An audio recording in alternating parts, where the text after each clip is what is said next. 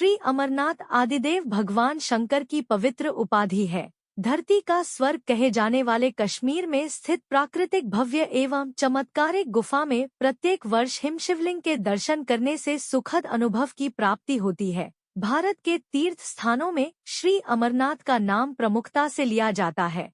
कश्मीर के हिमाच्छादित पर्वतों के आगोश में बनी इस पवित्र गुफा के दर्शन हेतु यात्रा जुलाई में प्रारंभ होकर अगस्त में रक्षाबंधन तक चलती है।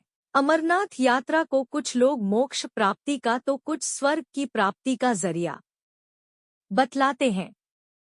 इस पवित्र धाम की यात्रा से 23 तीर्थों का पुण्य प्राप्त होता है। गुफा के एक छोर में प्राकृतिक रूप से बना हिमशिवलिंग पक्की बर्फ का होता है, जबकि गुफा के बाहर मीलों तक कच्ची बर्फ ही देखने को मिलती है। गुफा में पक्की बर्फ से गणेश पीठ तथा पार्वती पीठ भी बनती है। भारत भूमि का कण-कण तीर्थ है। कश्मीर को तीर्थों का घर कहा जाता है। कश्मीर में 49 शिवधाम, 60 विष्णुधाम, 3 ब्रह्माधाम, 22 शक्तिधाम, नागधाम हैं। अमरनाथ में स्थित पार्वती पीठ 51 शक्तिपीठों में से एक है। अमरनाथ जी की यात्रा कैलाश मानसरोवर के बाद भारत में सबसे ज्यादा रोमांचक यात्रा है। काशी में लिंग दर्शन एवं पूजन से 10 गुना फल देने वाला श्री अमरनाथ का पूजन है। देवताओं की 1000 वर्ष तक स्वर्ण, पुष्प, मोती एवं पट्ट वस्त्रों से पूजा का जो फल मिलता है वह श्री अमरनाथ जी की इस लिंग पूजा से एक ही दिन में प्राप्त हो जाता है। एक दंत कथानुसार रक्षाबंधन की पूर्णिमा के दिन जो सामान्यत अगस्त मास में पड़ती है, भगवान शंकर स्वयं श्री अमरनाथ गुफा में पधारते हैं। रक्षाबंधन के दिन ही पवित्र छड़ी मुबारक गुफा में बने हिमशिवलिंग के पास स्थापित कर दी जाती है।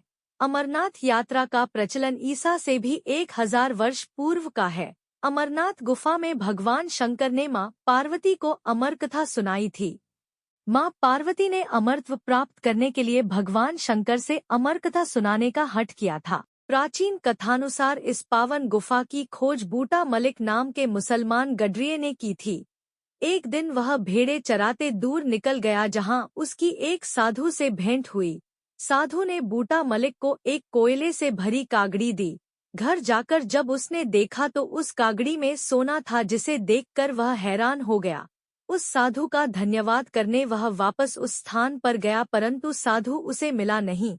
उसने वहां एक विशाल गुफा देखी।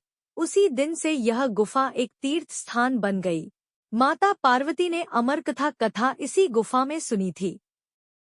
इसी कारण देश विदेश से हजारों की संख्या में शिव भक्त इस हिमशिवलिंग के दर्शन हेतु आते हैं। चातुर्मास की प्रतिपदा को हिमलिंग का निर्माण अपने आप प्रारंभ होता है और धीरे धीरे शिवलिंग का आकार ले लेता है तथा पूर्णिमा को परिपूर्ण होकर दूसरे पक्ष में घटने लगता है।